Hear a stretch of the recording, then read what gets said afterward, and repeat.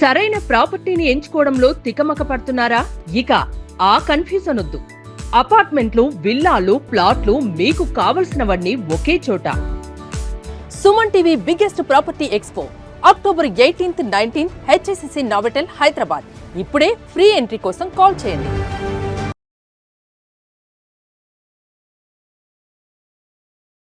అసలు పిల్లల గురించి తల్లిదండ్రులు ఎప్పుడు ఆలోచిస్తున్నారు అని అనిపిస్తుంది. ఎందుకంటే వాళ్ళ కొట్లాటలు వాళ్ళకే ఉన్నాయి, వాళ్ళ లొల్లులు వాళ్ళకే ఉన్నాయి, వాళ్ళ కేసులు వాళ్ళకే ఉన్నాయి. అలాంటి పరిస్థితిలో ఒక బిడ్డ తల్లిని తీసుకొని సుమన్ టీవీ మెట్లెక్కింది. మా ఆయన అట్లా అక్రమ సంబంధం పెట్టుకున్నాడు మేడం. అక్రమ సంబంధం మానే అంటే మానట్లేదు మేడం. కానీ నాకు డౌట్ వచ్చి డైరెక్ట్గా వాళ్ళ ఇంటికి వెళ్ళాం మేడం. వెళ్తే మేడం పైన పార్టీ చేసుకుంటుండ్రు. ఎవరెవరు? మా ఆయన ఉంచుకున్నావా వాళ్ళ ఆయన. నువ్వు రా బెడ్రూమ్లో మాట్లాడదామని నాకు గుంజుకెళ్ళింది. నాకు అప్పుడే నాకు ఏదో చంపాలని భయం అని నేను ఊరికొచ్చిన మేడం. కాదు, ఇదంతా జరిగేటప్పుడు మీ బిడ్డ ఉందా అండి? ఉంది. అంత పిచ్చిదాన్ని చేసిండ్రు వాళ్ళు. వాళ్ళేం చేయలేదు తల్లి, నువ్వు పిచ్చిదానిలాగా ఉన్నావు అంతే. విడాకులు అయిపోయింది వాళ్ళిద్దరికి. వాళ్ళ భర్త పట్టుకొని కొట్టేసి పోలీస్ స్టేషన్లో ఒప్పజెప్పిన తర్వాత మళ్ళీ నాకు కాల్ చేసిండు. నువ్వు ఎక్కడ ఫెయిల్ అవుతున్నాయంటే ఇప్పుడు చెప్పండి. రెండోది మీరు చెప్తారా, నాతో చెప్పిస్తారా? ఎక్స్క్యూషన్ ఎందుకంటే నేను కొన్ని లక్షల కేసులు చేస్తున్నా కదా. ఏమన్నా డాడీ, నేను ఎవరితో నువ్వు ఏమనలేదు, అన్న ఏమనలేదు, ఇంకోళ్ళు ఏమనలేదు, అందరు ప్రతిరోజులే మీరు. పాప నాతోనే ఉంది. మీతో లేదండి, హాస్టల్లో ఉంది. అసలు అంటే నా పడితే డాష్ బగలు కొడతాడు వచ్చిన చుక్కలు చూపిస్తా, నీకు చుక్కలు చూపిస్తా. నడు. మైనర్ అయిన బిడ్డని పట్టుకొని మీది నుంచి బూతులు తిట్టించడం ఆమెతో. అట్లాంటి చర్యలు తీసుకోవడం చాలా హీనమైన చర్య అది. మీ ఇంట్లో మీరు అడుగుపెట్టి మీ ఇంట్లో ఉన్నప్పుడే మేము మళ్ళీ మీకు ఫోన్ చేసి పిలుస్తాం. సుమన్ టీవీ ప్రేక్షకులకి నమస్తే. 6 JVR జమలాపురం వారి రత్నాంజలి సమర్పించు లైవ్ జర్నీకి స్వాగతం. ఈరోజు లైవ్ జర్నీలో ఒక కేసు వచ్చింది. ఇది విన్న తర్వాత మాకు అనిపించింది ఏంది అని అంటే, వయసుకు వచ్చిన పిల్లలు ఉంటారు, ఆడపిల్లలు ఉంటారు, మగపిల్లలు ఉంటారు. వీళ్ళకి జీవితం పైన రేపటి రోజు విరక్తి వచ్చే అవకాశము, అసలు జీవితం అంటే ఇదేనా, అసలు ఎందుకు ఇట్లుంది, ఇట్లా జరుగుతుంది అన్న విషయం అర్థమయ్యి అర్థం కాని ఏజ్లా తల్లిదండ్రులు చేస్తున్న తప్పులకి బలైపోయి పాపం వాళ్ళు ఎటూ కాకుండా కొట్టుమిట్టాడి తల్లిదండ్రుల గురించి పిల్లలు ఆలోచించే రోజులు వచ్చేసినాయి. అసలు పిల్లల గురించి తల్లిదండ్రులు ఎప్పుడు ఆలోచిస్తున్నారు అని అనిపిస్తుంది. ఎందుకంటే వాళ్ళ కొట్లాటలు వాళ్ళకే ఉన్నాయి, వాళ్ళ లొల్లులు వాళ్ళకే ఉన్నాయి, వాళ్ళ కేసులు వాళ్ళకే ఉన్నాయి. అలాంటి పరిస్థితిలో ఒక బిడ్డ తల్లిని తీసుకొని సుమన్ టీవీ మెట్లెక్కింది. ఆ బిడ్డ గోస, ఆ తల్లి గోస అయినేటందుకు ఈడ మనతో పాటు మన గెస్ట్లు ప్రియా చౌదరి గారు, అమ్మ నమస్తే, అండ్ నాగేశ్వరరావు గారు పూజారి సార్ నమస్తే. సో ఇద్దరు కూడా మనకి సపోర్టివ్గా అసలు ఈ కేసులో ఏది న్యాయం, ఏం చేయాలి, ఎట్లా చేస్తే బాగుంటుంది అనే డెసిషన్ తీసుకుంటాం. అండ్ మరి ఈరోజు మన దగ్గర బాధితురాలు ఉన్నారు. అమ్మ నమస్తే. మీ పేరు? అమల. ఎక్కడి నుంచి వచ్చినావు అమ్మ? ఖమ్మం నుంచి మేడం. ఈ తల్లిని తీసుకొని వచ్చిన బిడ్డ ఇక్కడ ఉంది. హాయ్. Hi ma'am. నీ పేరు? శ్రీలత మ్యామ్. శ్రీలత. ఏం చదువుకుంటున్నావు? 10th అయిపోయింది. 15 ఏళ్ళ పిల్ల. అది సంగతి. సో అమ్మ చెప్పమ్మా, ఎందుకు వచ్చినావు ఈరోజు వీడికి? మా ఆయన అట్లా అక్రమ సంబంధం పెట్టుకున్నాడు మేడం. అక్రమ సంబంధం?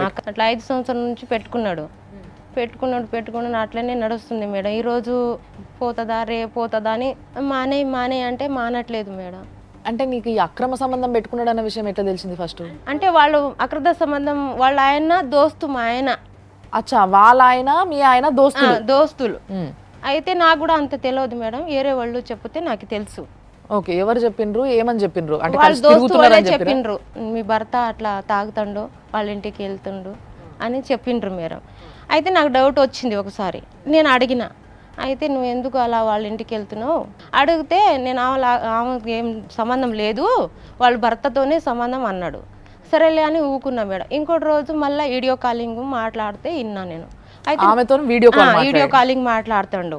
అయితే ఏంది అట్లా మాట్లాడుతున్నావు వాళ్ళు ఏమని మాట్లాడారు? అంటే నువ్వు ఎక్కడ ఉన్నావు, ఏం చేస్తున్నావు, నీ భర్త ఎక్కడ పోయిండు అని మాట్లాడుతాడు. మాట్లాడితే నేను ఇరదీసిన, ఏంది నువ్వు లేదు లేదని అంటున్నావు, వాళ్ళ భర్త కోసమే నేను తాగటానికి వాళ్ళ భర్త పిలిచినప్పుడే నేను వెళ్తున్నా, నాది ఆమెది సంబంధం లేదు అని అన్నాడు. సరేలే నువ్వు అట్లా అంటున్నావు అని నేను మా ఆయనతోనే గొడవపడ్డది, రోజు అట్లనే సాగేదే. అయితే మేడం ఒక్కరోజు ఆమె పుట్టినరోజు, నేను ఈరోజు డ్యూటీకి జల్దీ వెళ్తున్నా, జల్దీ రావాలే, వెంటనే 2ంటికి డ్యూటీ, 12ంటికే వెళ్ళిండు మేడం, మధ్యాహ్నం షిఫ్ట్. అయితే రాత్రి తొందరగా వస్తా అని నాకు కాల్ చేసిండు. సరేలే అని పోయిండు. పోయేసరికి వచ్చిండు, నేను అన్నం కూర ఉండు నేను వస్తున్నా అని అన్నాడు. 8ంటికి ఫోన్ చేసి రాలేదు మేడం, రాలేదే. వాళ్ళ ఇంటికాడ నాకు డౌట్ ఉంచి డైరెక్ట్గా వాళ్ళ ఇంటికి వెళ్ళా మేడం. వెళ్తే మేడం పైన పార్టీ చేసుకుంటుండ్రు. ఎవరెవరు? మా ఆయన, ఉంచుకున్నావా వాళ్ళ ఆయన, ముగ్గురే. ముగ్గురు. ఈమె కూడా డ్రింక్ చేస్తారా? ఆమె కూడా డ్రింక్ చేస్తుందంట. వాళ్ళు ఆవిడ మా ఆయనతో ఉన్నది వాళ్ళ భర్తకి తెలియకుండా మెయింటైన్ చేస్తాడు. పైన తాగుతుంటే నేను ఇట్లా డోర్ దగ్గర చూసి నేను వెనుక వచ్చేసిన. అక్కడ ఉండి నాకు ఆయాసం మళ్ళీ తిడితే బాగుండవు, ఇంటికాడ వచ్చినప్పుడు తిడతా అని నేను ఇంటికి వెళ్ళిపోయినా మేడం. బండి కింద ఉన్నది, హెల్మెట్ ఉన్నది మేడం, బండిలో పైసలు ఉన్నది, నేను తీసుకొని మా ఇంటికి వెళ్ళిపోయినా. వెళ్ళేసరికి 1 గంటకు వచ్చిండు మేడం. ఎక్కడ వెళ్ళాను ఇప్పుడు దాకా రాలేదని ఇరదీస్తే నేను నా దోస్తు దగ్గర ఈసీఎల్లో పార్టీ చేసిన అని అన్నాడు. అయితే నిజం చెప్పును, అబద్ధం చెప్పేవాకు, హెల్మెట్ ఎక్కడ ఉన్నది నీది నేను అడిగిన. 2-3 సార్లు హెల్మెట్ తీసుకొని వచ్చిన మేడం. గుర్తు అనమాట, వచ్చిందా లేదా అక్కడికి, ఈయనేం చెప్తాడు. నీ హెల్మెట్ ఏది అని పొద్దున అడిగిన మేడం. రాత్రి చెప్తే నాకు కొడతాడని నేను పొద్దున అడిగిన. అయితే వచ్చి కొట్టడం మీ ఆయనకు అలవాట? అవును మేడం. ఎప్పుడు కొట్టాడు? ఎప్పటి నుంచి అట్లనే కొడతాడు. తాగి కొట్టడము, తాగడం అనేది ఒక కారణం అంతే. దాని అంటే ఇప్పుడు ఎవరైనా సరే తాగున్నాళ్ళేమో వదిలే, తాగి వచ్చి కొట్టినాడు అంటే మన్నింపు అనేటటువంటి పదాన్ని వీళ్ళు తాగుడు అనేటటువంటి ఒక వ్యసనంతో తెచ్చుకుంటారనమాట. అయితే నేను నిజం చెప్పు నీ హెల్మెట్ ఎక్కడ ఉందో నిజం చెప్పు అంటే పిల్లల మీద ప్రమాణం చేసిండు మేడం. ఏమని చెప్పిండు? ఏమంటే నేను ఎన్ఎఫ్సీలోనే పోయింది, ఓకే, హెల్మెట్ ఎవరు తీసుకెళ్ళిండ్రో ఏమో, పిల్లల మీద ప్రమాణం అని. ఇంతకీ ఏం చేస్తాడు మీ ఆయన? NFC madam. ఏం చేస్తాడమ్మా మీ నాన్న? న్యూక్లియర్ ఫ్యూల్ కాంప్లెక్స్ లో టెక్నీషియన్ గా జాబ్ చేస్తాను. ఏం చదువుకున్నారమ్మా? నేను ఏం చదువుకోలేదు మేడం. మీ ఆయన ఏం చదువుకున్నాడు? మా ఆయన 10th చదివిండు. చెప్పండి. అయితే మేడం పిల్లల మీద ప్రమాణం చేసిండు. మళ్ళా నేను కొబ్బరికాయ కొడతా, దేవుడి పూటం పగల కొడతా అని అన్నాడు మేడం. అయితే సరేలే నువ్వు అట్లా అంటున్నావు కదా, కొట్టే, నీ హెల్మెట్ ఎక్కడ ఉందో నేను చూపిస్తా అని చెప్తే హెల్మెట్ తీసుకొచ్చిన తర్వాత పిల్లల మీద ప్రయాణం చేసిండు. 5 కొబ్బరికాయ కొట్టేసి 5 పూటలు పగల కొట్టేసిండు. లేదని చెప్పేసిండు, నేను తీసుకొస్తా అని చెప్పేసి దాని ముందు చెప్పి అంటే దేవుడు సాక్ష్యంగా పిల్లల మీద ఒట్టేసినందుకు మళ్ళీ ప్రాయశ్చిత్తంగా ఇంకొక అవును మేడం, నేను తీసుకొచ్చి చూపించిన హెల్మెట్. తర్వాత నిజం చెప్పిండు, అవును నేను వెళ్ళా అన్నాడు. అసలు ఏ రోజు ఆమెకి నీకు సంబంధం ఏంది అని అడగలేదా? నేను అడిగిన మేడం, అడిగిన కూడా చెప్పడు మేడం, నాకు చెప్పడు నీకు ఆమెకి సంబంధం అంటే అసలు నేను లేనే అంటాడు మేడం. వాళ్ళ ఇంటికి తీసుకెళ్ళిండు మేడం. తీసుకెళ్తే ఏమని తీసుకెళ్ళిండు వాళ్ళ ఇంటికి, కానీ చెప్పలేదు నాకు ఇంటికాడ. నీకు మూలాల దగ్గర ఏముందో నీకు తాగితాలు కట్టిస్తా అని తీసుకెళ్తా అని అన్నాడు.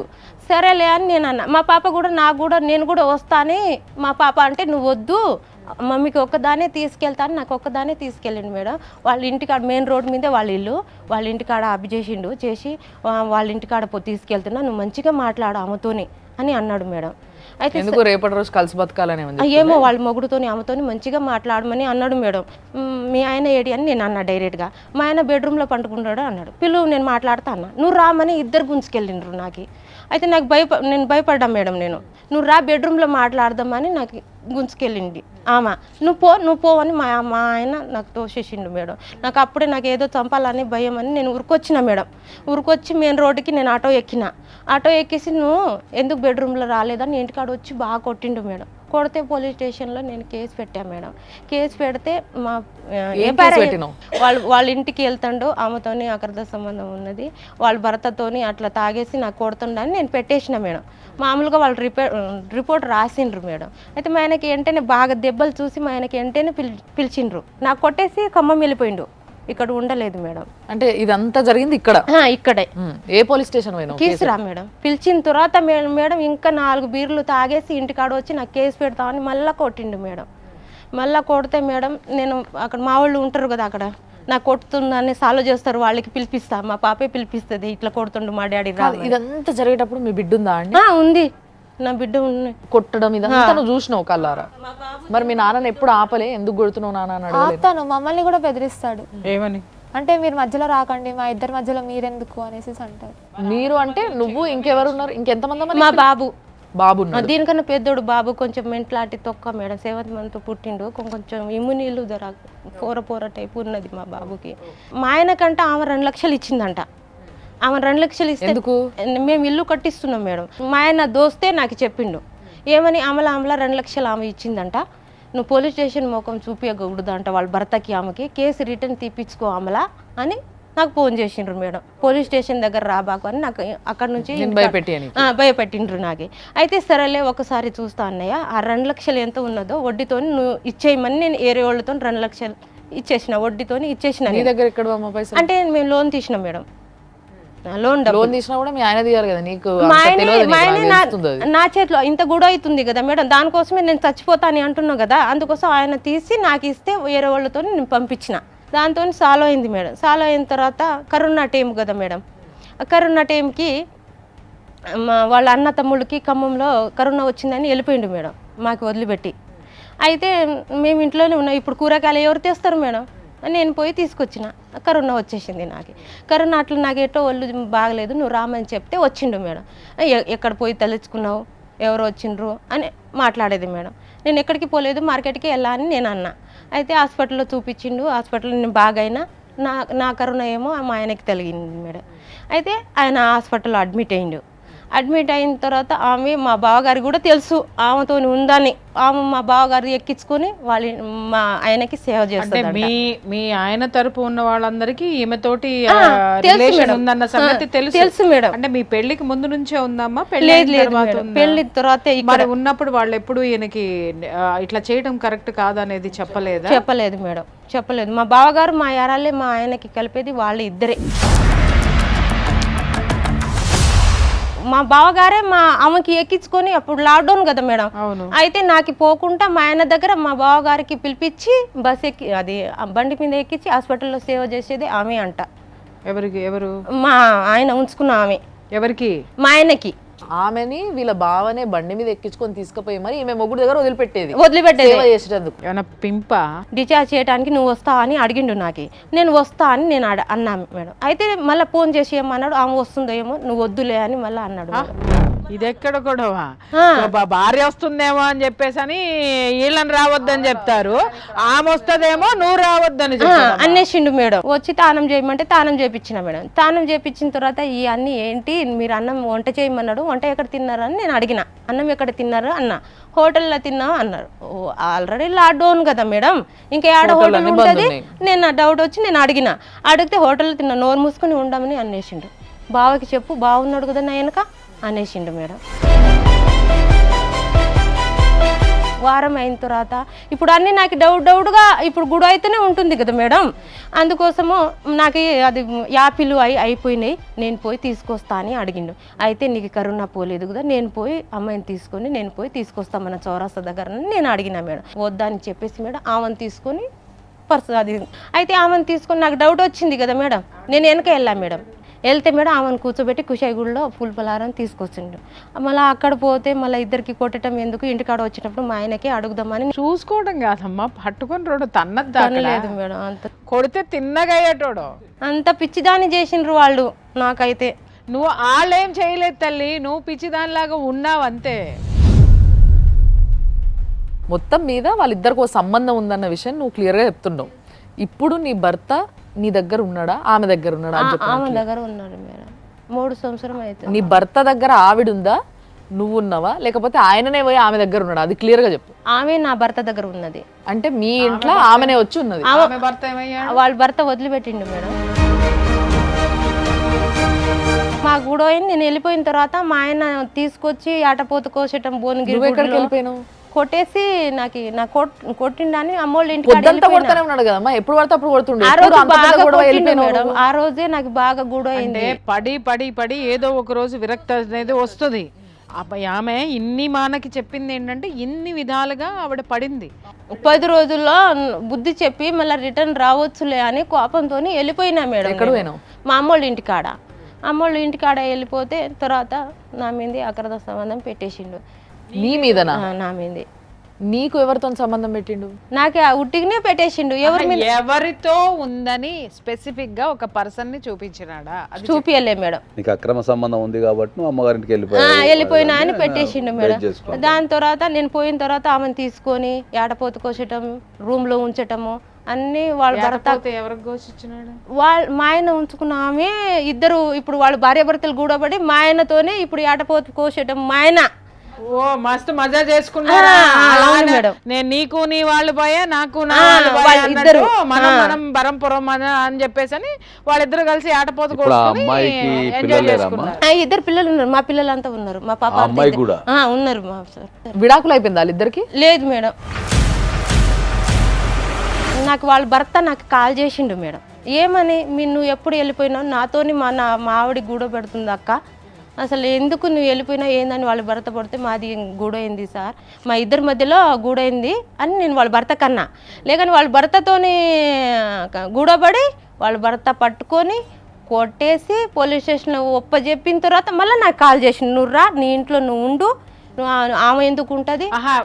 ఆమె భర్త రెడ్ హ్యాండెడ్ ఇద్దరికి డైరెక్ట్ గా పట్టుకొని కొట్టి పోలీస్ స్టేషన్ లో పెట్టారు. అవును మేడం. పోలీసులు ఏమన్నారు? పోలీసు నాకు తెలియదు మేడం ఏమన్నారు.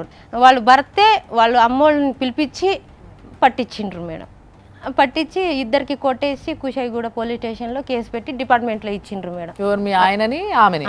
ఆటోమేటిక్ మర్డర్ కేసు పిల్లలతో పెట్టించిండంట మేడం. వాళ్ళ భర్త పిలిచిండు, నేను రాలేదు. కుషాయిగూడ వాళ్ళతోనే ఏదైనా పోవాలి, నేను ఎందుకు వాళ్ళ మధ్యలో దూరాలని నేను రాలేదు మేడం. నువ్వు చెయ్యలేనటువంటి పని ఆయన చేశాడు. ఆయన తెలుసుకున్న క్షణమే నీ భర్త మీద కేసులు పెట్టాడు. పెట్టిన తర్వాత నిన్ను పిలిచి నీ కాపురం నువ్వు చేసుకోమ్మా అని చెప్పేసి నిన్ను పిలిచినప్పుడు కూడా నువ్వు వెళ్ళకపోవడం అనేది నీ తప్పు. ఇన్ని రోజులు బయటలో ఉంచేసి డైరెక్ట్ జనవరి 1కి ఇంటికాడ తీసుకొచ్చిండు డైరెక్ట్గా. పెళ్లి చేసుకున్నాడా? మనకి తెలియదు మేడం. ఈమెకి డైవర్స్ అతను ఇవ్వలేదు, ఆమె హస్బెండ్కి డైవర్స్ ఇవ్వలేదు. But they are living in together in one roof, under one roof. ఇది ఏంటి సార్?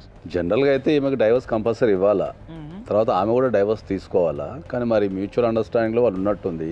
వాళ్ళు మ్యూచువల్ అండర్స్టాండింగ్ లో ఉన్నారు సార్. ఈ మ్యూచువల్ కన్సర్న్ ఏమవుతుంది, ఆ పిల్లలు ఏమవుతుంది, ఆ భర్త ఏమవ్వాలి, ఈ భార్య ఏమవ్వాలి? ఇప్పుడు ఈమె గట్టిగా పోరాడాలి కదా. ఇప్పుడు అక్కడ నుంచి వాళ్ళ హస్బెండ్ కాల్ చేసినప్పుడు, వాళ్ళ హస్బెండ్ కేసు పెట్టినప్పుడు, ఈమె కాల్ చేసినప్పుడు ఈమె కూడా వెళ్ళాలి కదా కంపల్సరీ. డే 1 నుంచి ఏంటంటే పెళ్ళి అయింది కాబట్టి ఆమె పెళ్ళిని కాపాడుకోవడానికి అలా ఉన్న పిల్లల జీవితం ఖరాబ్ కావద్దని ఆమె సాక్రిఫైస్ చేస్తూ వస్తున్నది. ఇవాళ కాకపోతే రేపైనా మారకపోతాడా, ఎల్లుండైనా మారకపోతాడా, ఏదో రకంగా మారకపోతాడా, ఏదన్నా గొడవ పడితే పిల్లల జీవితమైనా ఖరాబ్ అయిద్దేమో అనే ఉద్దేశంతోనే ఆమె మంచి మనసుతోనే అర్థం చేసుకొని పిల్లల కోసం ఆమె సాక్రిఫైస్ చేస్తూ వస్తుంది. ఇప్పుడు భార్య క్వశ్చన్ చేసింది అనుకోండి, అవతల వాడు తప్పించుకునేటటువంటి మూమెంట్లో అతి నీచమైనటువంటి సంబంధాలు కూడా కలుపుతాడు. అంటే ఇప్పుడు ఉన్నామే కూతురనో చెల్లెలనో అక్కనో కూడా చెప్పేటటువంటి వాళ్ళు కోకొల్లలు ఉన్నారు. మీకు తెలిసిన కేసులు బోల్డ్ ఉన్నాయి అలాంటివన్నీ. అవి మనం ప్రూవ్ చేయలేనటువంటి, వాళ్ళని నిలువున కోసిన అవతల ఉన్నటువంటి అది కూడా తండ్రిలారే చూసుకుంటున్నానంటది, అన్నయ్య అని అంటది, లేకపోతే మా బాబాయ్ గారు అని అంటది, లేకపోతే ఇంకేమన్నా అంటది. కానీ యువతల వాడు కూడా అదే పలుకుతాడు. ఇది మనం ప్రూవ్ చేయలే. కానీ జరుగుతున్నది ప్రపంచానికి తెలుసు, భార్యకి తెలుసు, కానీ కోర్టులకు ఎందుకు తెలియవు సార్? కోర్టుల దృష్టికి తీసుకెళ్లాల్సిన బాధ్యత మన మీదే ఉంటుంది కదా.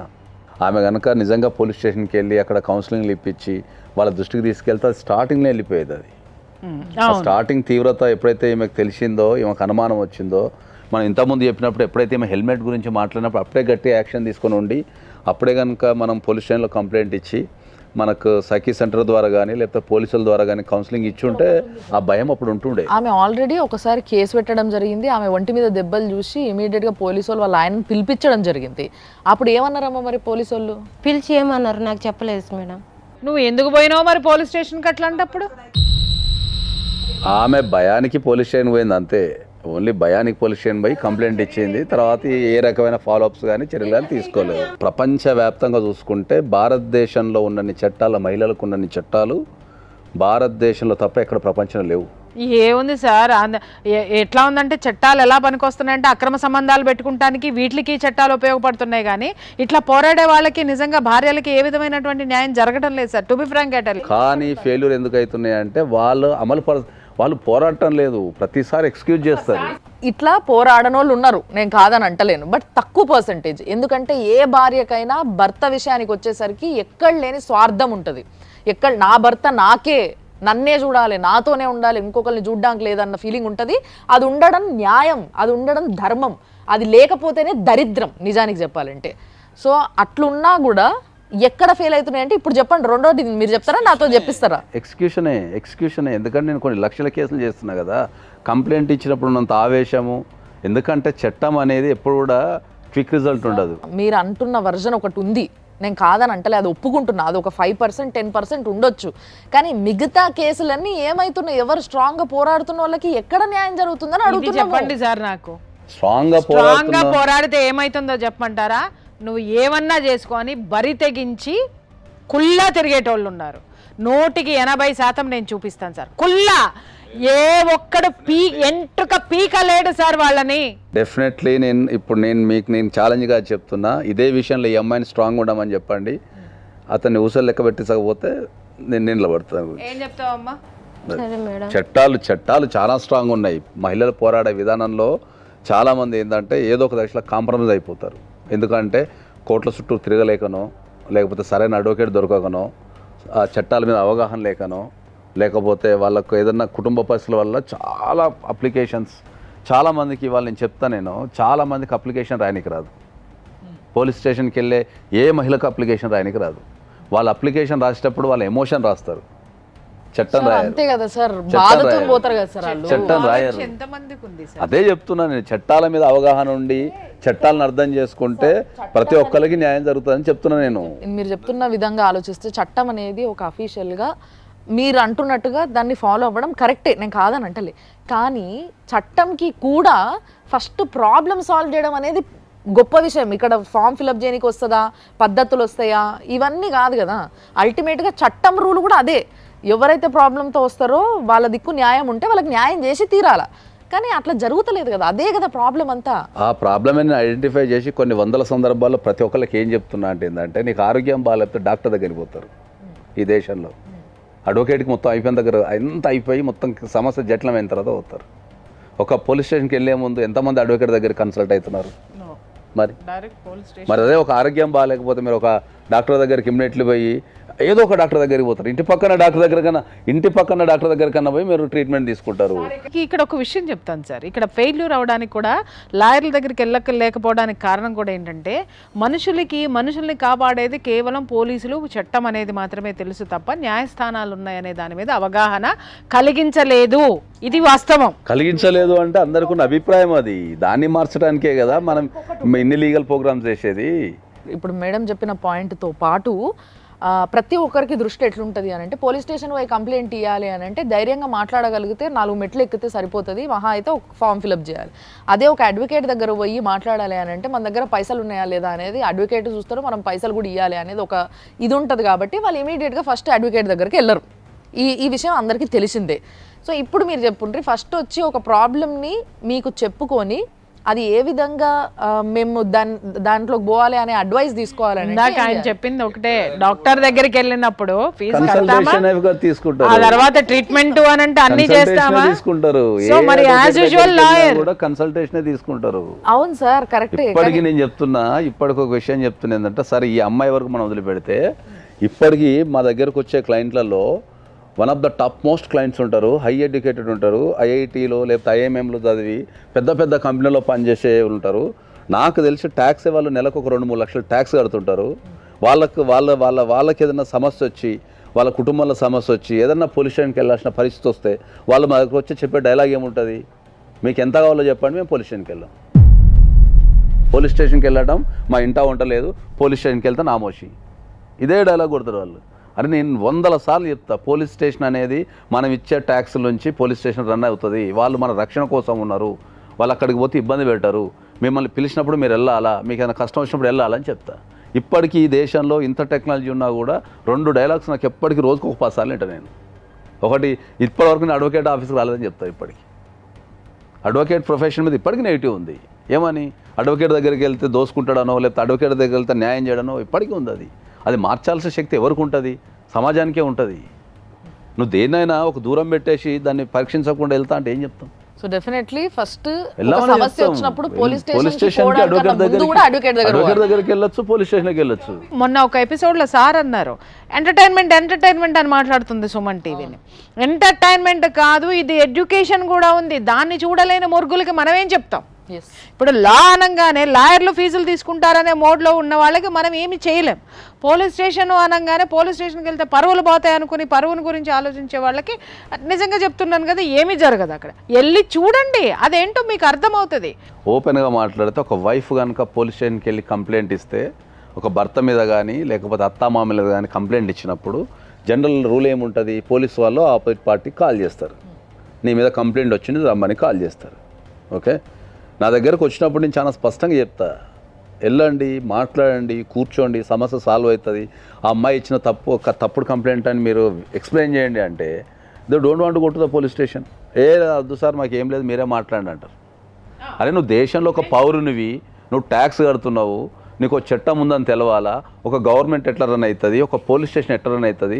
రేపు నీకు కష్టం వచ్చినప్పుడు, ఇప్పుడు నేనున్నా, రేపు నీ కొడుకో ఇంకోళ్ళకో కష్టం వచ్చినప్పుడు వాళ్ళకి నువ్వు చెప్పడానికి ఒక స్టోరీ అన్న ఉండాలి కదా. Go to the police station కూడా పోరు. కాబట్టి నేను చాలా స్పష్టంగా చెప్పేది ఏంటి అంటే చట్టాలు చాలా స్ట్రాంగ్ ఉన్నాయి. కాకపోతే అందరికీ అడ్వైజ్ చేస్తున్నా ఏంటంటే ఏదన్నా ఒక చట్టపరంగా ఏదన్నా ఒక చర్య తీసుకునే ముందు కంపల్సరీ ఒక 500 1000 రూపాయలు కట్టి నియరెస్ట్ అడ్వకేట్ దగ్గరికి వెళ్ళండి. మీరు వెళ్తే వాళ్ళు నాలెడ్జ్ ఇస్తారు, దాన్ని ప్రాసెస్ చెప్తారు, దాని తర్వాత ఈజీ అవుతుంది మీకు ఇష్యూ. ఒక్కసారి అడ్వకేటు కోర్టు అని పోతే అక్కడ ప్రూఫ్ ఇంపార్టెంట్. ప్రూఫ్ లేనిది న్యాయం ఉన్నా నడవదు. ఈ విషయం అందరికీ తెలుసు, చదువుకున్నోడికి తెలుసు, చదవనోడికి తెలుసు. ఇది కూడా ఒక భయం, ప్రతిదానికి ప్రూఫ్ చూపించలేము సార్.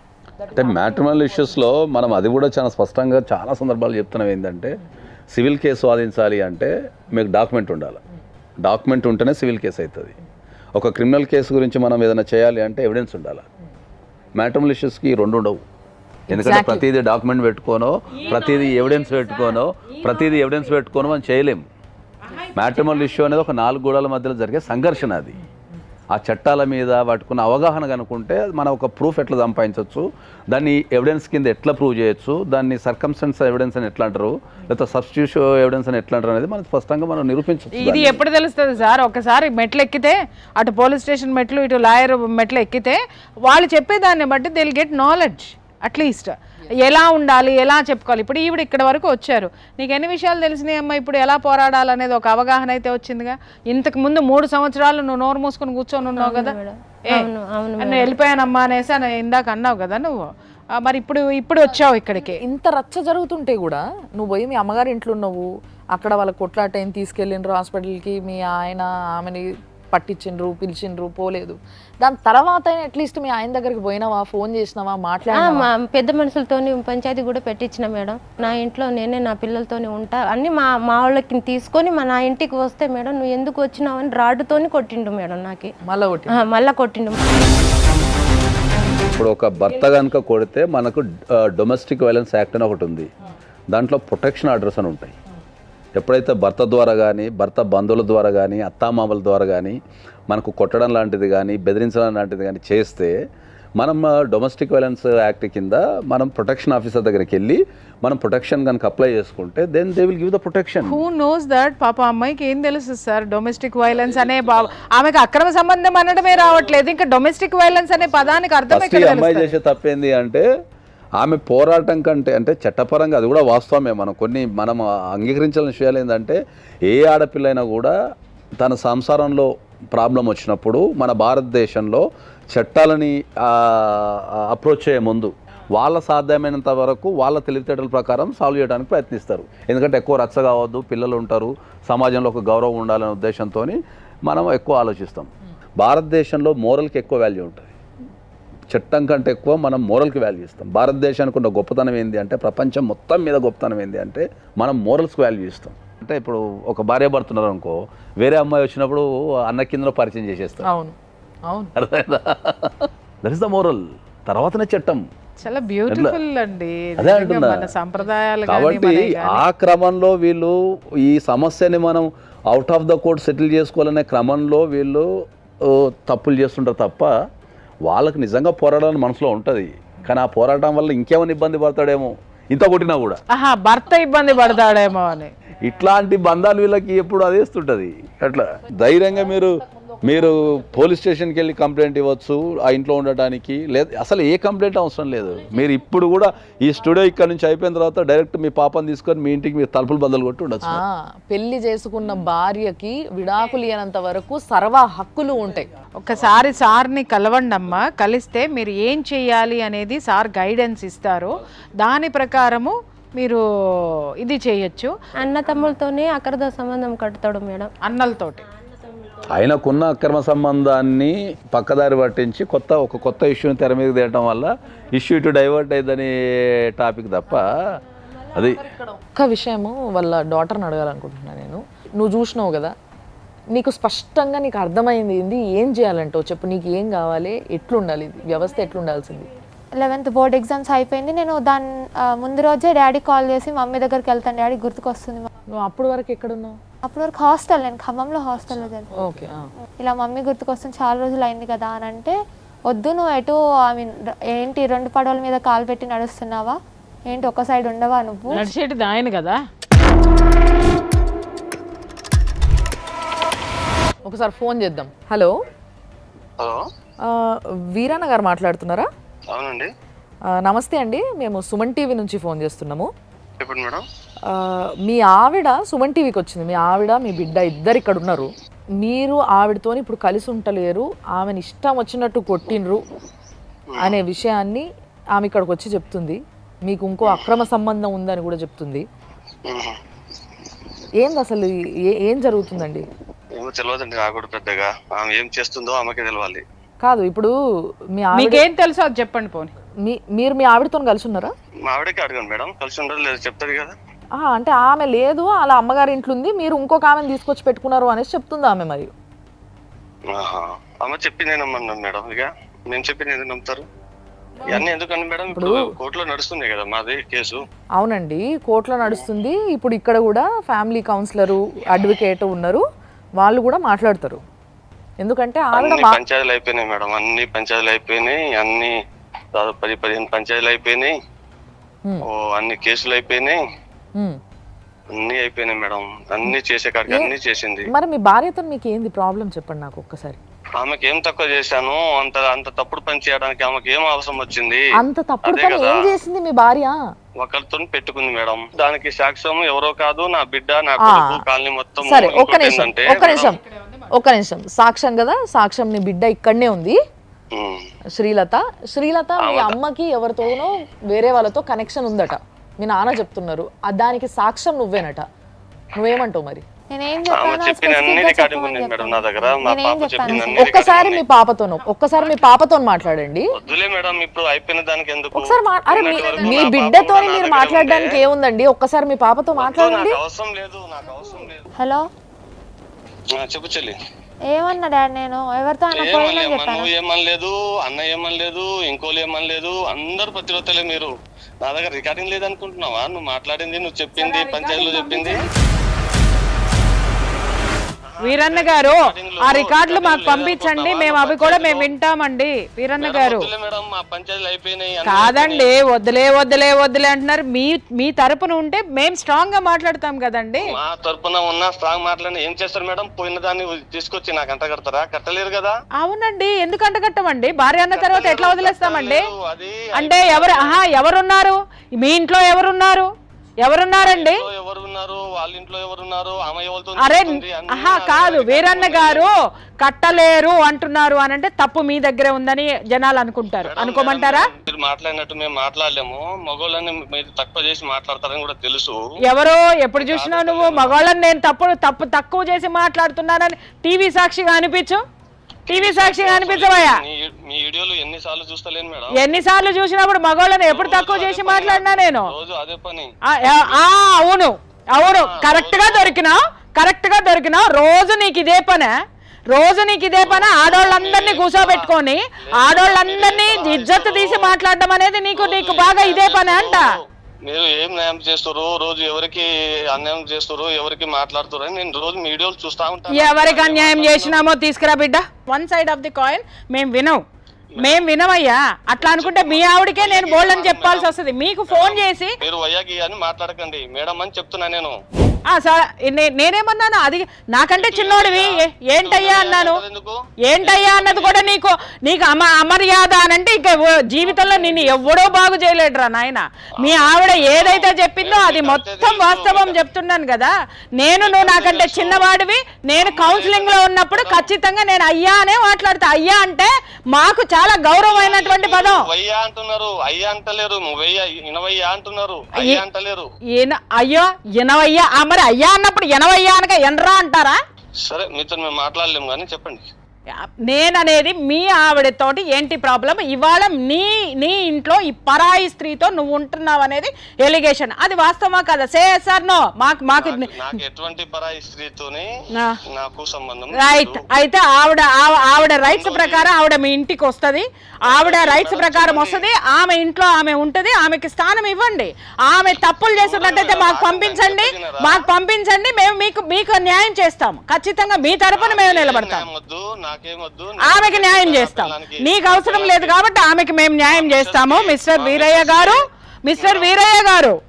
ఖచ్చితంగా న్యాయం ఎవరి వైపు ఉంటే వాళ్ళతోటే వస్తుంది మీ వీరయ్య గారు. ఓకేనా?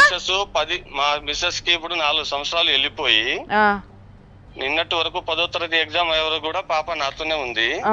మీతో లేదండి, హాస్టల్లో ఉంది. అసలు మా నీ దగ్గరికి ఎందుకు వస్తాను రా భయ్? మా పెడితే నీ దగ్గరికి ఎందుకు వస్తా?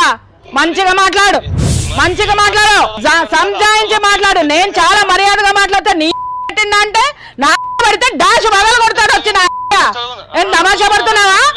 తమాషాలు తెలుస్తున్నావా? నువ్వు ఇక్కడ కూర్చొని ఒక ఉన్నతమైనటువంటి స్త్రీతో మాట్లాడేటటువంటి సిచ్యువేషన్ సరిగ్గా లేదంటే నువ్వు నీ భార్యని సరిగ్గా చూసుకున్నావని మేము అనుకుంటున్నావా? సరే వీరయ్య, నేను చెప్తున్నాను విను వీరయ్య. చుక్కలు చూపిస్తా నీకు చుక్కలు చూపిస్తా. నడు. మరి ఇంత దారుణంగా మాట్లాడదు. అవును మేడం, అట్లనే ఎక్కడైనా నాకు అట్లనే చేస్తాడు మేడం. కన్న కూతుర్ని బూతులు తిట్టాడు మ్యామ్. వాడు నీ పెడతాడా అని మాట్లాడుతున్నాడు అంటే వాడికి ఎంత పొగరేసి ఉన్నావురా నువ్వు. చూపిస్తా, నా కనిపిస్తాడు నీకు. అది చూపించకపోతే చూడు, నేను ఇక్కడ నీకు చూపించి తీరుతానేమనుకుంటున్నావు. కానీ నిజంగా ఇట్లా మాట్లాడడం మాత్రం చాలా చాలా చాలా తప్పు. అయ్యా నీ భార్య ఇట్లా చెప్తుంది, ఒక వైపు వినము, రెండో వైపు కూడా వింటాము అని ఫోన్ చేస్తే ఉల్టా ఒక పెద్దావిడిని పట్టుకొని ఈ మాట అనడం ఎంతవరకు కరెక్ట్? ఎంత దరిద్రంగా మాట్లాడుతున్నాడు ఆయన. ఏమన్నా తెలివి, నీతి, నిజాయితీ అసలు ఒక మొగోడు అట్లా మాట్లాడతాడా? ఒక మాట చెప్తున్నాను, అతనికి ఆడదానితోటి పడుకోవడం ఒకటే వచ్చు. నేను ఈ పదం మాట్లాడకూడదు. వాడు అదే ధ్యాసలో అదే విధంగా కట్టుకున్న భార్యను కూడా ఆ విధంగానే బయటికి నెట్టేసేసి రోడ్డును పడేసిన కూతుర్ని అక్కడ కూర్చోబెట్టుకొని తల్లికి అక్రమ సంబంధం ఉందని కూతురికి తెలుసని బుకాయించే ఇంతకంటే సంస్కారంగా మాట్లాడతాడని మనం ఎక్స్పెక్ట్ చేయడం అనేది కరెక్ట్ కాదు. చెప్పు తల్లి, నువ్వు చెప్పేంది ఏమన్నాడు మీ డాడీ? నా దగ్గర ఉన్నప్పుడు ఆమె రికార్డింగ్ చేసి పంపించింది. నువ్వు కూడా మీ అమ్మ లెక్క అవుతున్నావా, నువ్వు కూడా అక్కడ ఎవరైనా ఉంచుకున్నావా అని అంటుంది. ఎవరు? ఆమె అంటుంది. మా డాడీ పక్క నుండి ఆమె కంటే ఆమె నాకు చెప్తుంది. కాదు, అసలు ఆమెకేం సంబంధం? నీతో మాట్లాడాల్సిన అవసరం ఏముందమ్మా? అంటే దుబ్బతండలో నీ అమ్మ లాగా నువ్వు కూడా తయారైతున్నావు, నువ్వు కూడా చూసుకున్నావా? ఆవిడెవరమ్మా నీ బిడ్డతో మాట్లాడడానికి? ఆమె ఎవరు? ఆమె ఏ వరసతోటి ఉంది, ఏ సంబంధంతో నీ బిడ్డతోటి ఆ మాట మాట్లాడింది? ఊరే నువ్వు ఇట్లాంటి గలీజు పనులు చేస్తూ గలీజు మనుషుల్ని నీ చుట్టూ పెట్టుకొని ఇక్కడ నువ్వు నీ ఇష్టం వచ్చినట్టు మాట్లాడితే ఊరుకుంటామని మాత్రం అనుకోకు. ఇక్కడేమి చేతగాక కూర్చోలేదు మేము. ఇక్కడ చేతగాక ఇదొక వ్యవస్థ అన్న విషయాన్ని మర్చిపోకండి. మొన్న ఇంటికి వస్తే పాపకు బస్ ఎక్కించిండు మేడం, ఉండకూడదు ఇంట్లో అని. ఎందుకు? ఇంటికి వస్తే నువ్వు మీ మమ్మీ దగ్గరికి వెళ్తా అని అన్నావు కదా, మీ మమ్మీ దగ్గరే ఉండిపో, నాకేం అవసరం లేదని చెప్పి మళ్ళీ బస్ ఎక్కిచ్చేసాడు. ఇంటి వరకు కూడా వెళ్ళలేదు. ఇంటి వరకు వెళ్ళాలా అంటే అది తీసుకురావద్దని ఉంటుంది, పెట్టుకున్నాడుగా ఒకదాన్ని. ఆమెతో మాట్లాడినట్టున్నాడు. బయటికి వెళ్ళి మాట్లాడేసి ఇక నన్ను వచ్చి వెళ్ళిపో నువ్వు, నేను నీకు బస్ ఎక్కిస్తాను వెళ్ళిపో అని చెప్పి బస్ ఎక్కి. ఒరే నీకు అర్థం కాక అడుగుతాను, అసలు కన్న కూతుర్ని సైతం నువ్వు రోడ్డు మీద పడేసి బజారు దానితో మొగుడిని వదిలేసింది, పిల్లల్ని వదిలేసింది, ఒక బజారు దాన్ని పెట్టుకొని నువ్వు ఏం మాట్లాడుతున్నావు? తెలివిగా మాట్లాడుతున్నాను అనుకుంటున్నావా, లేకపోతే గొప్పోడిని అనుకుంటున్నావా? పెట్టి చూడు గొప్పోళ్ళ దాంట్లో చెయ్యి, ఏం జరుగుతుందో ఎరక్కొట్టి పంపిస్తారు. అదే జరుగుతుంది రేపొద్దున నీకు. అసలు మైనర్ అయిన బిడ్డని పట్టుకొని మీది నుంచి బూతులు తిట్టించడం ఆమెతో. అంటే ఒక ఆడపిల్ల సార్, పాపం ఆ పిల్ల బ్రెయిన్, ఆ పిల్ల మనసు ఈ ఏజ్లో ఏమైపోవాలి, ఏంది సంగతి ఇది? డెఫినెట్లీ అమ్మాయి కంప్లైంట్ ఇవ్వచ్చు. ఒకవేళ కనుక అమ్మాయి కంప్లైంట్ ఇస్తే ఇష్యూస్ చాలా సీరియస్గా ఉంటుంది. ఎందుకంటే అమ్మాయి మైనర్ యాక్చువల్లీ. అవును. ఓకే, మైనర్ కాబట్టి మైనర్ మీద అట్లాంటి చర్యలు తీసుకున్నది చాలా హీనమైన చర్య. అది మీరు డెఫినెట్లీ మీరు కంప్లైంట్ ఇవ్వండి అమ్మా, మీరు డెఫినెట్లీ వాళ్ళు చర్యలు తీసుకుంటారు. చాలా హీనియస్, చాలా క్రిటికల్గా ఉంటుంది కండిషన్. కాబట్టి మీరు డెఫినెట్లీ అది కంప్లైంట్ ఇవ్వాలి మీరు. సార్ నిజంగా ఈ విషయంలో కంపల్సరీ మేము మీ వెనుకుండి, సుమన్ టీవీ నిన్ను నడుపుతుంది. నేను చెప్తున్నా, ప్రతి ఒక్క తండ్రికి బుద్ధి రావాలా. ఆడపిల్లని కనడం కాదు, దాన్ని అపురూపంగా పెంచుకోవడంతో పాటు నువ్వు ఎట్లా బిహేవ్ చేయాలి, ఎట్లా మాట్లాడాలి, ఎట్లా చూసుకోవాలి అనే విషయం తెలిసి ఉండాలి.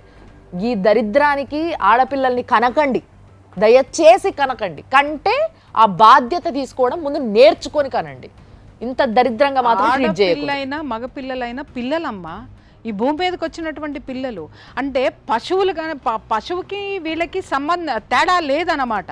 అరే నువ్వు కూర్చున్నది ఎవరి షోలో కూర్చున్నావు, ఏ షోలో కూర్చున్నావు, ఎక్కడున్నావు అనేది కూడా జ్ఞానము సోయ మర్చిపోయి కూర్చున్నావు, ఒళ్ళు మర్చిపోయి అంటారు. ఇంకా మా ఒక భాషలో చెప్పాలంటే ఒళ్ళు కొవ్వెక్కి ఉన్నావని అంటారు అనమాట. తెప్పిస్తా, దిగిస్తా, ఖచ్చితంగా దిగుతుంది. శిరస్సు నుంచి సిరిపాదం దాకా దింపుతా. అమ్మ నీకు ఇప్పుడు సార్ చెప్పిండ్రు కదా, నువ్వు కేసు వేస్తే ఈ కేసు చాలా బలపడుతుంది. నీతో అట్లా మాట్లాడడం చాలా హీనం. అది అసలు ఊహించుకోవడానికి చాలా దరిద్రంగా. కాదమ్మా, ఇంత చిన్న పిల్లలు మాకు న్యాయం కావాలి అని రోడ్డు మీదకి వచ్చేటటువంటి పరిస్థితిని క్రియేట్ చేస్తున్నటువంటి వీళ్ళని, ఈ దరిద్రుల్ని ఏం చేయాలి? ఇలాంటి తండ్రుల్ని ఏం చేయాలి? కాండ్రించి ఉమ్మాలరా? సిగ్గులేదా? కామంతో కళ్ళు మూసుకుపోయి మీ ఎంజాయ్మెంట్లు మీరు చేసుకుంటూ ఉంటారా? ఒకటి కాదు, రెండు కాదు, మూడు కాదు, జనాల్ని మెయింటైన్ చేసుకుంటూ పోయి, కనుక్కుంటూ పోయి రోడ్డు మీద పారేసి వాళ్ళు తండ్రి తండ్రి తండ్రి అని చెప్పేసి అని మీ వెంట పడతా ఉంటే ఏ తేలిగ్గా ఉందా మీకు? నిర్లక్ష్యంగా ఉందా మీకు? మీ వెనక ఎవడున్నాడా? నువ్వు ఉంచుకున్నది ఉందా? దాని పులుసు కూడా వంచి ఈ పిల్లకి న్యాయం చేయకపోతే, ఇప్పుడు ఇదే స్టూడియోలో ఒకడికి చెప్పా, ముసలోడిని అరెస్ట్ చేపిస్తానని, చేపించినా వాడు ఊచలు లెక్క పెడుతున్నాడు. ఇప్పుడు చెప్తున్నా మిస్టర్, ఈ పిల్లకి న్యాయం చేయించిన తర్వాతనే నేను మళ్ళీ మాట్లాడతా జనంతో. ఇంకొకసారి ఏ తండ్రి ఎవ్వరూ కూడా ఒక పిల్లల గురించి, ముఖ్యంగా మైనర్ గురించి ఇట్లా మాట్లాడాలంటే వణుకు ఉట్టేలాగా చేయడమే మా బాధ్యత ఈరోజు. చెప్పు, నువ్వు చెప్పు, నీకేం కావాలి చెప్పు. మేము మా ఇంట్లో ఉండాలి మ్యామ్. మీరు ఆ ఇంట్లో ఉండాలి మీ అమ్మతోటి. మీ నాన్నకి బుద్ధి రావాలి. వాడికి బుద్ధి రాకపోతే బుద్ధి ఎలా తెప్పించాలో చట్టం న్యాయం రెండు చూసుకుంటాము. అప్పుడు కూడా మారి వచ్చాడా సరే, లేదు అనంటే హ్యాపీగా మీ ఇంట్లో మీరు ఉండండి. మీ అమ్మ పని చేసుకుంటుందో ఏదో ఒకటి చేసుకుంటుంది. నువ్వు చక్కగా చదువుకో. నీ తండ్రిని చూసావు, ఆ పక్క ఉన్న స్త్రీని చూసావు. నీ తండ్రిని చూసి నీ బిడ్డల్ని ఎలా పెంచకూడదో, ఎలా పెరగకూడదో చూసుకో. ఆ పరాయి స్త్రీని చూసి నీ జీవితంలో ఇలాంటి సంఘటనలు ఎదురైతే వాటిని ఎలా తిప్పి కొట్టాలో నేర్చుకో. సంసారాలని నిలబెట్టే పనిలోనే ఉండమ్మా. సార్ మీరు చెప్పండి, ఇప్పుడు ఏం చేస్తే కరెక్ట్ అంటారు? ఇప్పుడు దాకా మీరు చూసిండ్రు ఎట్లా మాట్లాడుతున్నాడు మనిషి అనేది కూడా. సో ఎట్లా వీళ్ళకి న్యాయం చేయాలి? ప్రధానంగా అయితే వాళ్ళ ఇంటికి వెళ్ళిపోవచ్చు, ఏం కాదు. మీరు ఇక్కడ నుంచి డైరెక్ట్గా మీరు ఆ ఇంటికి వెళ్ళిపోవడం వల్ల చర్యలు ఏముందో అది మేము తీసేసుకుంటాం. మీరు డెఫినెట్లీ ఆ ఇంటికి వెళ్ళండి. మీ మదరు, మీరు, మీ అన్నయ్య దాంట్లో ఉండండి. మీకు ఉండే హక్కు ఉంటుంది. అది చట్టపరంగా కానీ మోరల్గా కానీ దాంట్లో ఉండే హక్కు మీకే ఉంటుంది. కాబట్టి మీరు డెఫినెట్లీ దాంట్లో ఉండండి. తర్వాత మీకు కావాల్సిన మెయింటెనెన్స్ కానీ, మీ స్టడీకి సంబంధించిన ఖర్చులు కానీ, రేపు మీ అన్నకు సంబంధించిన మెడికల్కి సంబంధించిన ఖర్చులు కానీ ప్రతి ఒక్కటి ఇవ్వాల్సిన బాధ్యత ఆయనకే ఉంటుంది. సో డెఫినెట్లీ దాన్ని కోర్టు నుంచి కూడా మీరు తీసుకోవచ్చు. మీ స్టడీస్ కానీ దానికన్నా ముందు మీరు ఇందాక చెప్పింది కూడా తనకి సెక్యూరిటీ కోసం వాళ్ళ ఆయన కొడతాడు కాబట్టి డీవీసీ ప్రొటెక్షన్ కూడా వేసుకోవచ్చు. చట్టపరంగా మీరు ఆ ఇంట్లోకి చేరడానికి, తర్వాత మీరు బతకడానికి మీ రైట్స్ ఏమున్నాయో అవి డెఫినెట్లీ మీ అందరం ఇక్కడ కూర్చొని డెఫినెట్లీ మీకు సాయం చేస్తాం. దాంట్లో ఏ మాత్రం మీరు ఏం డౌట్ పెట్టుకోకు. ప్రధానంగా నీకు చెప్పేది ఏంటంటే, నువ్వు ఎదుగుతున్న పిల్లవి. ఈ సమాజానికి నీలాంటి వ్యక్తులు, ఎదుగుతున్న వ్యక్తులు కావాలా. ఒక పోరాటం కోసం ధైర్యం చేసి, ఒక తల్లి కోసమో, నువ్వు పడుతున్న బాధ కోసమో, దేనికోసం ఇక్కడికి వచ్చినావు. కాబట్టి నిన్ను గెలిపించడానికైనా సరే, ఓకే, ఒక న్యాయం ఉంది ఈ దేశంలో, కంపల్సరీ న్యాయం జరుగుతుంది అనుకొని నిన్ను గెలిపించడానికైనా సరే మీ అందరం రాత్రనక పాలన కష్టపడి నీకు కావాల్సింది ఏదైనా, చట్టపరంగా నీకు రావాల్సింది ఏదైనా నీ దగ్గర చేర్చే బాధ్యత మా పైన ఉంది. కాబట్టి డెఫినెట్లీ నీకు కావాల్సిన ప్రతి ఒక్కటి మేము చట్టపరంగా ప్రొవైడ్ చేసేస్తాం. ఇంతే ధైర్యంగా ఉండి మంచి చదువులు చదువుకొని ఒక ఉన్నత స్థానానికి ఎదిగి ఎప్పుడైనా సరే ఒక 10 మందిని కాపాడే ప్రోగ్రాం పెట్టేసుకో. వస్తే పాపకి ఎల్లగొట్టిండు, రేపు బాబు కూడా పంపేస్తాడు మేడం. ఎవరిని ఎల్లగొట్టే హక్కు ఎవరికి ఉండదమ్మా. కోర్టు కావాలంటే మీకు కోర్టు ఆర్డర్ కూడా ఇప్పిస్తాం మేము. దానిపైన బాజాప్తగా కోర్టు ఆర్డర్ కూడా, మీరు ఆ ఇంట్లో ఉండటానికి కావాల్సిన కోర్టు ఆర్డర్ కూడా కోర్టు ఆర్డర్ పట్టుకొని నువ్వు ఇంటికి పోదు కాబట్టి నీకు ఏ భయం లేదు దాంట్లో. ఓకే, నువ్వు కూడా పిల్లలు ఎదుగుతున్నారు కాబట్టి, ప్రధానంగా నీకు బిడ్డ ఉంది కాబట్టి, ఆడపిల్ల ఉంది కాబట్టి, ఆమె ఇప్పుడు 10th క్లాస్ పూర్తి చేసుకుంది, మళ్ళీ ఇప్పుడు మనకు ఇంటర్మీడియట్ అవన్నీ పెద్ద పెద్దలు చదవాల్సిన అవసరం ఉంటుంది కాబట్టి మీరు కూడా ధైర్యంగా ఉండండి. మీరు కూడా మీ పిల్లలకు ధైర్యాన్ని ఇవ్వండి, పోరాడండి. దానికి సంబంధించి ఏదున్నా కూడా మేము తప్పకుండా మీ అందరం నిలబడి చేసేస్తాం. దానికి మీరు ఆ ఇంట్లోకి చేరిన తర్వాత మళ్ళీ మీరు కంపల్సరీ ఒకసారి రండి. ఇది మనం చేరిన చెప్పడానికి అడిగినావు కదా, నేను మా అమ్మ మా అన్న ఇంట్లో ఉండాలి, మీ ఇంట్లో మీరు అడుగుపెట్టి మీ ఇంట్లో ఉన్నప్పుడే మేము మళ్ళీ మీకు ఫోన్ చేసి పిలుస్తాం. ఆ రోజు అదే షో ప్రపంచానికి చెప్పండి ఎట్లుందో ప్రతి ఒక్కరికి చూపిస్తాం. మీరు ఏ దశలో కూడా మీరు బాధపడాల్సిన అవసరం లేదు. మీరు ఎప్పుడైనా సరే సుమన్ టీవీకి కానీ నాకు కానీ పర్సనల్గా ఎవరికైనా సరే మీకు ఏ అవసరం వచ్చినా మీరు కాల్ చేయండి. నేను ఎక్కడ పోయినా న్యాయం కాలే, ఇక్కడికే న్యాయం అవుతుందని నేను ఇక్కడికే వచ్చినా సార్. ఇల్లు కూడా అమ్మేదానికి సిద్ధమైండు సార్. మేడం ఇల్లు అమ్మకుండా కూడా మీరు ఆర్డర్ తెచ్చుకోవచ్చు, ఏం ప్రాబ్లం ఏం లేదు. సో లీగల్గా మీరు ఏం చేయాలో అవన్నీ సార్ అడ్వైజ్ చేస్తారు. వాటన్నిటికీ మీరు రెడీ అవ్వండి. ఇప్పుడు కూర్చోబెట్టి అవన్నీ కూడా మీకు ఎక్స్ప్లెయిన్ చేయడం జరుగుతుంది. అవన్నిటిని ఆ ప్రాసెస్ని కూడా మనం ముందుకి తోయడం జరుగుతుంది. దానివల్ల మీ నాన్న ఇల్లు అమ్మలేడు. ఒకవేళ ఇల్లు అమ్మినా కూడా మీరు అది ఆపడానికి వేసే నోటీస్ ఏదైతే ఉంటుందో అది అడ్డం ఉన్నాక ఇంకా మిమ్మల్ని ఎవ్వరూ ఏమీ చేయలేరు, ఆ ఇల్లును అమ్మలేరు, మీరు ఉండకుండా బయటికి తొయ్యలేరు, అన్నీ మీ దారిలోకి వస్తాయి. 2 ప్లాట్లు నా పేరు మీద ఉంది మేడం. అయితే ప్లాట్లే రాయి పిల్లల పేరు మీద, అయితే రామని అంటాడు మేడం. 1కి 2 చేసినావు, నా పిల్లలు పోస్తే ఎట్లా, నా ఆస్తి నేను ఎవరికి ఇస్తా, నా పిల్లలకి నా ఇంట్లో నాకు రాని అంటే అసలుకి రాని. ఏది తక్కువైందేమోనమ్మా, అందుకని నీ కూడా ఇచ్చి ఇవ్వమన్నాడు. బాగా పెడదాం, సరిపడా పెడదాం, ఇద్దరికి పెడదాం. దయచేసి నేను చెప్తున్నా, ఒక ఆడదానికి కానీ మగవాడికి కానీ న్యాయం కావాలి అంటే ఎక్కడికైనా వెళ్తాడు, ఎంత దూరమైనా సరే వెళ్తాడు. ఇది మాధ్యమము, ఇది మాధ్యమము, మీడియాకి కొన్ని హక్కులు ఉన్నాయి, అలాగే కొన్ని బాధ్యతలు కూడా ఉన్నాయి. అవి 2 నిర్వర్తించి తీరుతుంది. అంతేగాని టీవీలో కూర్చునే వాళ్ళు పని పాట లేక కాదు, లేకపోతే కూర్చొని ఏదో పనికి మాలినటువంటి షోలు చేసుకునే వాళ్ళం మేము, అంతకంటే కాదు. ఒకసారి మేము గనక పట్టుకున్నామంటే దాన్ని వదిలిపెట్టే ప్రసక్తే లేదు, దాన్ని సక్సెస్ చేసి తీరుతాం. సో చూసిండ్రు కదా, తప్పకుండా వీళ్ళిద్దరికీ న్యాయం జరిగేలా చేస్తాం, దాన్ని మీకు చూపిస్తాం. ఇలాంటిది ఇంకోసారి సమాజంలో జరుగుతుంది అటువైపుగా ఒక కేసు వెళ్తుంది అని అంటే ఈ ప్రోగ్రామ్ గుర్తుకు రావాలి, మేము చేయబోయే ఫాలో అప్ గుర్తుకు రావాలి. ఆ రేంజ్లో ఆ ఫాలో అప్ ఉండబోతుంది డెఫినెట్గా. అండ్ ఇంకొక విషయాన్ని కూడా నేను చెప్పాలనుకుంటున్నా. ఇందాక ప్రియా చౌదరి గారిని ఆయన అన్నారు, మీరు వచ్చి కూర్చొని మొగోళ్ళకి అగెన్స్ట్గా మాట్లాడతారు అని చెప్పి. ఇదే స్టేజ్ మీద ఇదే వేదికపై ముగ్గురము కూర్చొని ఎంతోమంది మొగోళ్ళకి వాళ్ళ భార్యల కోసం వాళ్ళ వైపు నుంచి కొట్లాడిన రోజులు ఉన్నాయి. లాస్ట్ ఎపిసోడ్లో మొన్నొచ్చిన ఆయనకి నేను అక్కనయ్యి నిన్ను నీ భార్యను తీసుకొచ్చి నీ దగ్గర చేరుస్తా, నువ్వు నీ భార్య కావాలంటున్నావు కదా అని చెప్పి దానికి నేను నిలబడతా అని చెప్పి ఆయన వెనక నిలబడడం జరిగింది. కాబట్టి దయచేసి మిగతా వాళ్ళు ఎవరైతే ఈ మాయలు ఉన్నారో, లేదు వీళ్ళు ఆడోళ్ళకే ఫేవర్గా ఉంటారు అనే మాయ ఏదైతే కప్పేస్తుందో వాళ్ళకి చాలా క్లియర్గా చెప్తున్నా, మొగోళ్ళు ఆడోళ్ళు కాదమ్మా, న్యాయం ఎవరి దిక్కు న్యాయం ఉంది, ఎవరు అన్యాయంగా ఇంకొకరిని హింస పెడుతున్నారు అది మాత్రమే గమనించడం జరుగుతుంది. దానికోసమే ఈ ప్రోగ్రాము. ఏదో మీకు చూపించడానికి, ఇక్కడ కూర్చొని మాట్లాడడానికి, రేటింగ్లు తెచ్చుకోవడానికి కాదు. తప్పకుండా సమాజంలో ఎంతో అంత మంచి చేసినాము, లేకపోతే న్యాయం చేసినామన్న ఒక మార్క్ కోసమే ఇంత కష్టపడుతున్నాము. కాబట్టి ఈ కష్టాన్ని ఇట్లే చేస్తాము. ఎవరేం అనుకున్నా, ఎవరేం అన్నా ఎక్కడ తగ్గము, తప్పకుండా న్యాయం చేసి తీరుతాము. కాబట్టి దాని ఫాలోఅప్ కోసం మీరు చూస్తూనే ఉండండి. 6 JVR జమలాపురం వారి రత్నాంజలి సమర్పించు లైఫ్ జర్నీ సుమన్ టీవీలో.